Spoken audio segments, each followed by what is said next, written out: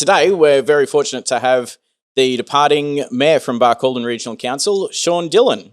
Welcome, Sean. Thanks, Aaron. Great to be with you and your listeners. Excellent. Thanks for joining us today.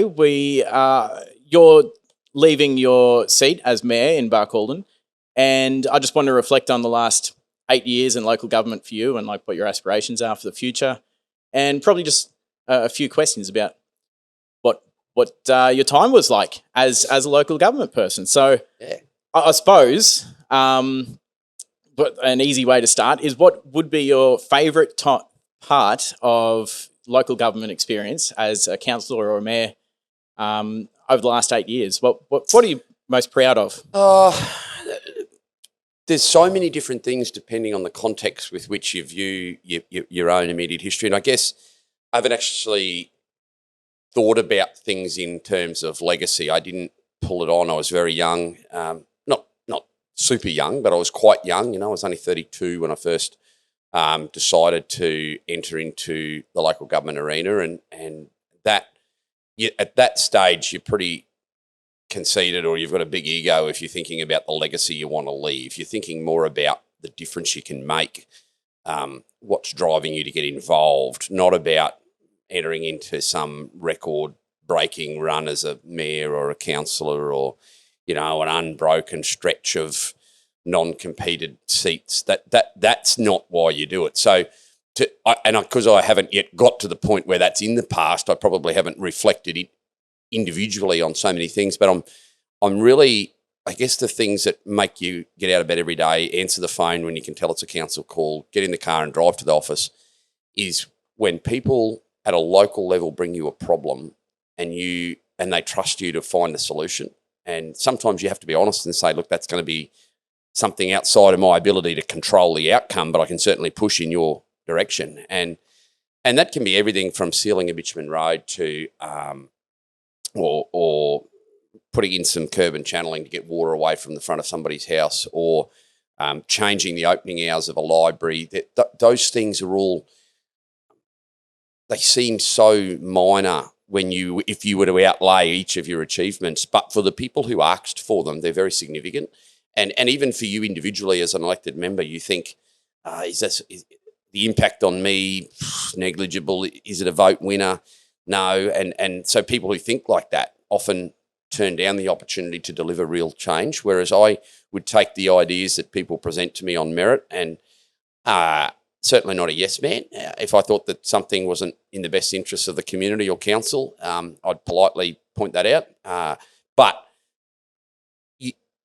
we live in a community that's so practically minded, that thinks so broadly. As a characterisation, there's always those individuals that it might be a little bit parochial, but broadly speaking, the Barcaldine Regional Council area is filled with people who are so aware of the fact that there's more than just Muttaburra or Jericho or Barkey or Aramac or Alpha, that everyone has needs, and sometimes you have to choose when you've got limited funds or limited time or limited resources. So I'm blessed to have had 8 years representing a community that is actually so genuine in its approach to understanding everyone's needs are equal, and some have to take priority over others. So I guess it'd be remiss of me not to point out that I'm, in the last 4 years, immensely proud of the rebuilding that we've done of the internal finances of council. We were in a position that wasn't real healthy. We're on a trajectory now to a very strong place. We're not quite there, but the structural fiscal reform that was required has largely now been undertaken and embedded, and obviously can be undone, but it would be a foolish decision for a future council to do that, in my opinion. So to take us from where we only had a few months of staff pay in the bank to pretty comfortably able to guarantee project delivery, money in the bank for projects that may not have yet been thought of, saving for big concept ideas down the track that, once again, may not have been thought of, but also just ensuring that every day water, sewerage, waste, decent accessible roads, those sort of things are secured. So, yeah, I guess that's a long rambling answer, Aaron, but I'm really sure that for individuals who I've been able to help, that some of the things that I've done are quite minor in a broad context, but on a one-to-one basis, they're pretty important. Yeah. And I think that's important to understand. It's like I see local council as delivering those services that are vital, like your roads and your sewerage and water and that sort of thing, and making sure that the financials are continuing on into the future in a good way. What would you say if you were talking to someone who was thinking about going for a council position, because we are entering that time where we're going into the elections? What would you give them some direction about or suggestions to expect? The first thing I'd say if they're considering it is, if you're elected, stay true to your own ideas. People elect you for who you are, who you're known to be. They know you out here. They have an understanding of, or they'll ask a friend. They're not electing you to be someone they want you to be. They're electing you for who you are. So take with you the skill set and stay true to that. That's really challenging, though, and it's a challenging thing that even I still have to challenge myself about every day. The other thing I'd say to them at the outset is, if you've had no local government experience, spend 6 months listening, because there is substantially different approaches to running a small business to what there are to running a local government, or running a large business for that matter. The fundamentals of a balance sheet still look exactly the same. The fundamentals of a profit and loss still look exactly the same. But the drivers that make key areas of things like revenue and assets, our assets are worth hundreds of millions, but they're worthless.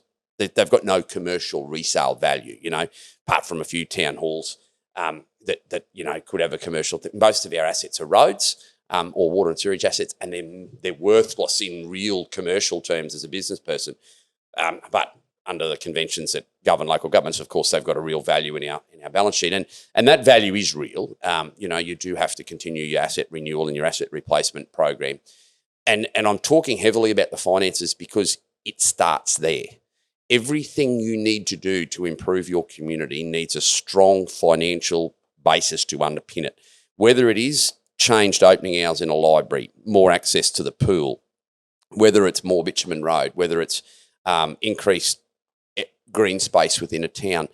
Every single thing a local government does costs money, including its own meetings. Like, we cost things that small business owners often don't, and that's their own time. Every officer of council has to account for where they spend their time in a day, because their timesheets are costed to a specific area, so we can drill down. Now, that's not always done well, but we've got better at it. Our council has certainly got better at shining a light on the areas that are, and just because an area costs money with low revenue doesn't mean you sack it, doesn't mean you say, no, we're not doing that, but you have to be aware of that. That's a key cost impediment on council with no real revenue. And that's the difference between us. We have a obligation to provide services that may not. I think there was one pool in the whole of Queensland 2 financial years ago that ran at a profit, and that was a Chandler Aquatic Centre. So no one runs pools because they're a financial winner for the local government, or that they even break even. They don't. They just don't. They cost millions of dollars to maintain, but they're an important part of livability in a community, of drowning prevention in a community, and of simply surviving. It's Western Queensland. It's 47 degrees on the day before Christmas. You need to have that opportunity to cool off. So the other thing that I'd say is, you hear all this talk about that local governments are so much more than roads, rates and rubbish, right? And certainly I heard that before I came in. And to a certain extent, they are required to be more than that, but they still are that. Don't ever drop the ball on the fundamentals that need. So roads are important for our communities because they're the connectivity. Rates are the only thing that we get from a community in terms of recovering. So you have to make sure that the rates are set high enough that they offset a component of your profit and loss, but they're not that high that they scare people away from investing in your community, or that you place too big an impost on low revenue earning or low income earning people. And rubbish, water and sewage are the building blocks. You need clean, safe, reliable drinking water. We don't want to live in a third world country in Africa. We need rubbish off the streets. Where you have sewage in a community, which 3 of our 5 communities do, that's important that flows for obvious reasons without using any of the puns. So I've got no problem with dreaming and with dreamers, but never lose sight of the fundamental responsibilities. That's the finances and those key service deliveries that make our community safe and keep ticking. Yeah, it's you're right. These are very important parts of being a council and making sure that livability is there, so you can attract people to the region and visitors and stuff. And on that note, I did want to ask you some questions about the rec park, because for the region and for Barcaldine, that was very controversial, and it really split the community in two. You had the people that were for it or the people that were basically against it. There was some nuance to that because some people were for it, but maybe not where it was placed or that sort of thing. So it wasn't a black and white issue. But it did come down to the council. Do you feel like council did enough due diligence in the lead up to that and the development application, specifically around like the flooding issues that were there? No. And what would you have done different, I suppose, given the opportunity? Yeah, a proper planning process. Now, I got to put my hand up. I was on council when that happened, and certainly probably should have asked harder questions, and I was probably renowned for the hard question asking as it was anyway. It was a sign of placing too much faith, both as a member of the community but also as an elected member that's not the mayor. It was certainly a case of placing too much faith in the advice of a senior officer and the mayor rather than undertaking your own. And it was written in the report. The planning, our planners, council's own planners recommended against approving the rec park until two issues were resolved. Now, that advice was ignored, a mistake I never made again. Read your report more thoroughly. Interrogate the reasons as to why.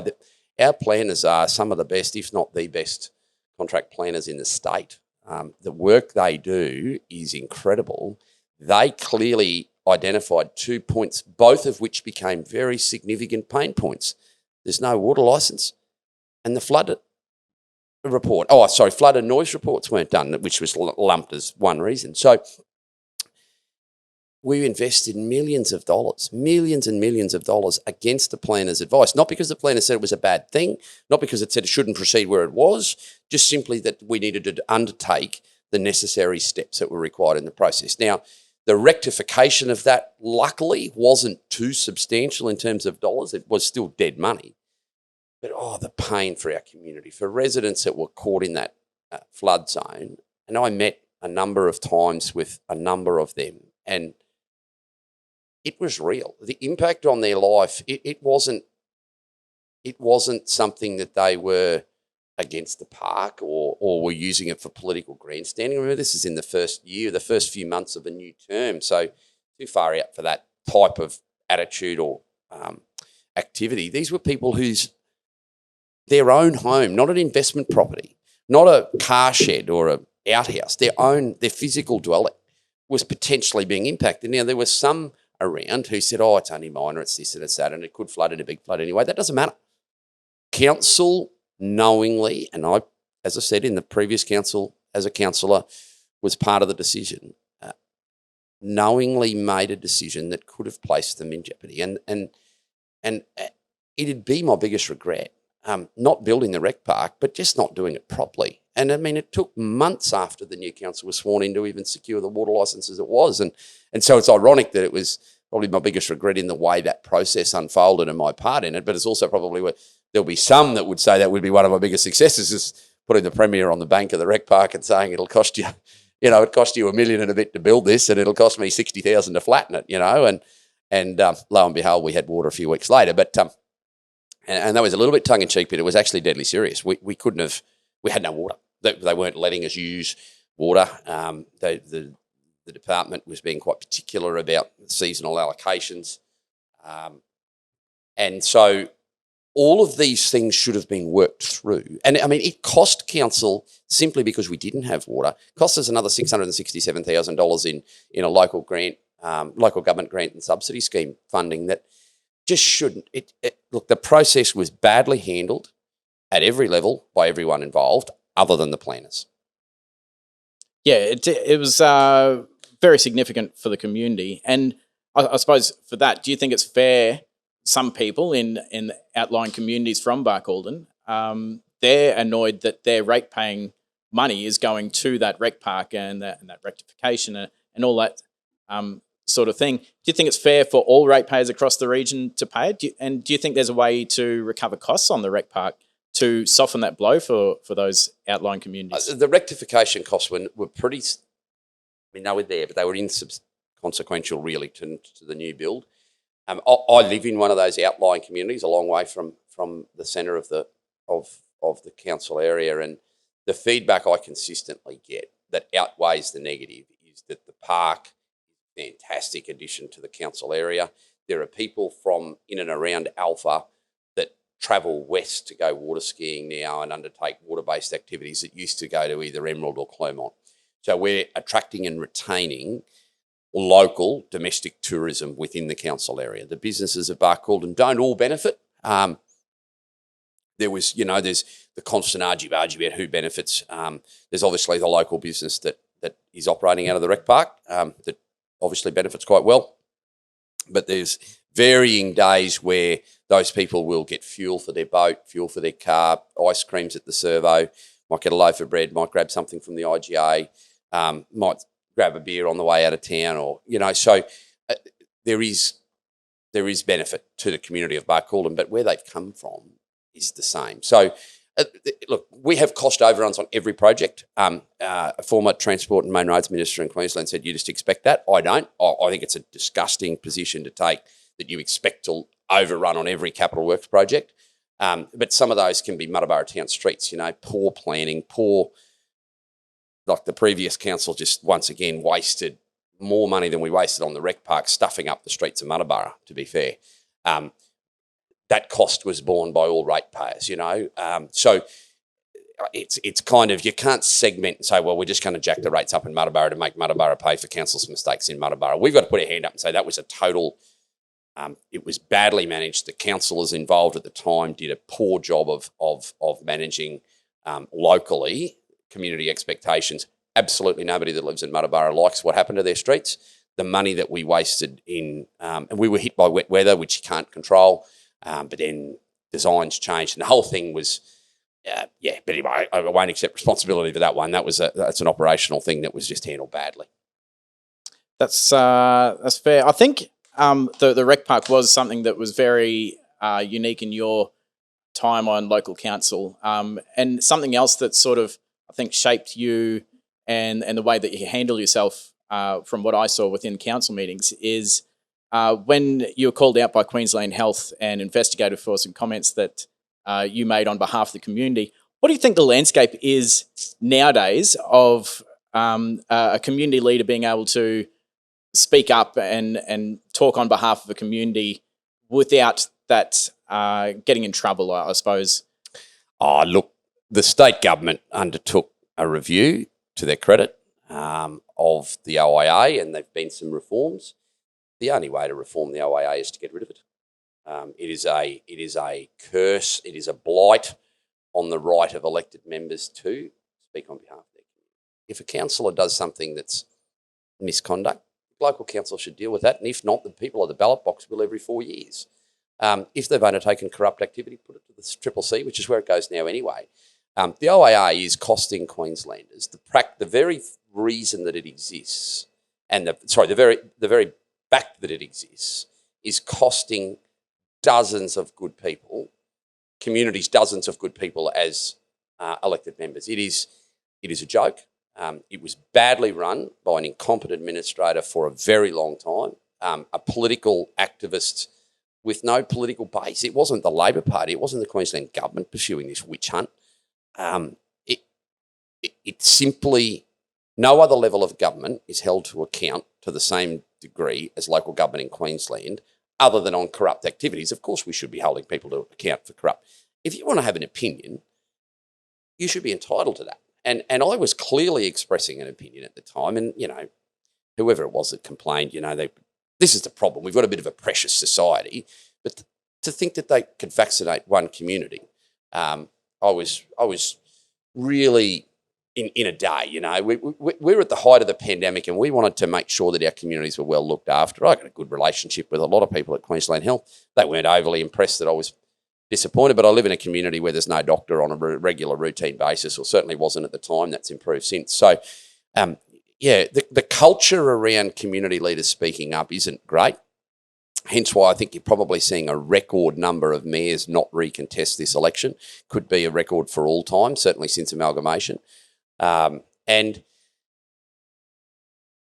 even if the OAA is reformed or abolished, which is the only way to reform it properly, there's the people out there on social media, the nameless, faceless people that still fake outrage at something someone says. I've used my interviews with the media, I've used my conversations with people, not to curry favour, but to have a communication with a number of people at one time. I've never turned down a request for an interview. I've always shared whatever knowledge I can of an idea, of my opinion. I've differentiated between my personal opinion and council. We should be having honest and forthright conversations without necessarily the vitriol that comes, or, oh, he complained about me, I'm going to put him into the OIA. Like, they're school kid rubbish. And we wonder why our school kids are in, the state that they are around social media. So I honestly, you have to have a thick skin, and it's not the same in reverse. People get so sensitive about an alternative to what they think's right, and then they use that as a complaint mechanism and beat their chest about it. Honestly, I'm proud of the level of debate. Sometimes they stretch the boundaries a little bit in my boardroom. I've never silenced a councillor. At times we go on a little bit too long. But my councillors are elected by the same people that elect me, and their voices are entitled to be heard. And I don't care whether they're being watched on a video recording a few weeks later or being watched by a gallery. It's not about accountability, which is an important part of it, but it's about honesty and transparency. And people are entitled to know, but the people that have that opinion, that are elected to that opinion, have that opinion, they're entitled to the respect of the community to go, I disagree with you, but thanks for at least telling me where you stand. Yeah, it is hard to really walk that line of speaking your mind, having an opinion, but then I suppose not facing repercussions because it is an opinion. What's your opinion on the biggest risk to the Barcaldine Regional Council region as we go forward into the future? What can you see coming up in the future, or maybe positives that you can see? I'll start with the glass half full. I think if we can't arrest the population decline, which is, I think it has been, it's still talked about. But I think, talking about population decline, go and find me a house. Can't do it. So I'm not sure that it's quite as bad as, and there's a lot of issues around the way that the census is conducted in Australia. And so anyway, if I leave all of that, that's a bit hard to get into that. But the withdrawal of government services, so withdrawal of medical practitioners, withdrawal of teachers, withdrawal of police officers, transport and main road staff, Queensland Rail staff, Ergon. I know people say Queensland Rail and Ergon, but I mean they're government employees, just through a different line. If we were to see those essential services, that would then just flatline any chance of growth. People would see it as too high a risk. It'd be that internal sovereign risk. So we do need to continue to pursue potential economic development. There's a number of ways that could be. It could be linked to agriculture. It could be linked to resource extraction. It could be linked to new and exciting renewable energy opportunities. But we need to make sure that the base that's here now, where we've already shrunk immeasurably, in all of those areas that I've just said. We need to make sure that this is our low water mark, that we maintain and protect what we've got, to ensure that any impact from unforeseen circumstances doesn't draw that down. We've got to say, this is the bottom of the road, she's up from here. I think the opportunities are so strong moving forward in that, unfortunately, we're probably a one-trick pony community in that agriculture is the key revenue driver within the region, within commerce within the region. Obviously, there's tourism and and things. But, even the retail outlets in our communities are driven by people linked to agriculture. So I think you take agriculture out of communities, you've got nothing. Even our tourism is, to a large extent, agriculturally based, farm stays and so forth. So agriculture's at a precipice, I think, where especially in Western Queensland-based agriculture, of where it is really green. There is a growing number of high-value organic producers in Western Queensland. As the world becomes very aware of what it eats, where it comes from, the method of production, we stand in our unique environment very well protected. It may not rain here very much, but that also lowers the pests, the weeds, the needs for things like herbicides. And so we are in a very unique position to see a revaluation and a recapitalisation of agriculture driven by what our local competitive advantage provides us over areas that are already very heavily taxed with things like a lot of irrigation already. So, very intense agricultural production, whether it's livestock or, various broadacre cropping.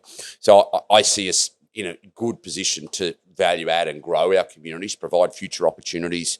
That's not all that removed from where we are already now, but will provide, as I said, a recapitalisation of that local industry moving forward. Certainly very much open arms to a lot of new opportunities that don't take away from that. But I would hate to see, if we were to see broad acres of Western Queensland locked up for, say, national parks, flatline. Go. You've only got to see, or carbon farming. Go and have a look in the southwest and see what carbon farming's done to communities where there's no one left. The money, they're not owned by locals. There's no one managing them. It's a real problem. So we need to keep going with what we've got and provide that opportunity for new industries to prosper. So that's the future of the region, and I suppose my last question is the future of Sean Dillon. Now that you're stepping down as mayor, are you going to stay in politics? Are you going to stay invested in our region? Are you just going to go back to the country and live a full life now that you've contributed to your community? I live a full life every day, Aaron. I live a full life. Don't worry about that. There's several thousand cows and a few family members that would be pretty keen. Look, I have thoroughly enjoyed my time in local government. It has provided me an opportunity to represent my community, but also to work for my community, and those two things are very distinctly different. I am definitely very keen to, at some point, pursue further opportunities in representative politics in the state arena. I've seen that the working dynamic between local and state governments, obviously local government's owned by state government, that ability for state government to hold all of the cards really from a local perspective. So certainly, I'm very keen to continue working in this space to work for the best interests of our community. That doesn't happen. Yes, I've got very substantial business opportunities within the region, but yeah, I'm heavily invested in this region. I've got grandparents that have come from north of Aramac to fourth, fifth generation in and around Alpha. So there's no part of the Barcaldine Regional Council area that's not special to me, and I certainly intend to make home for a very long time to come. Righto. Thank you very much. That's all my questions, and thanks for taking the time out to have you on and tell us about your last 8 years. Thanks, Aaron. Thank you.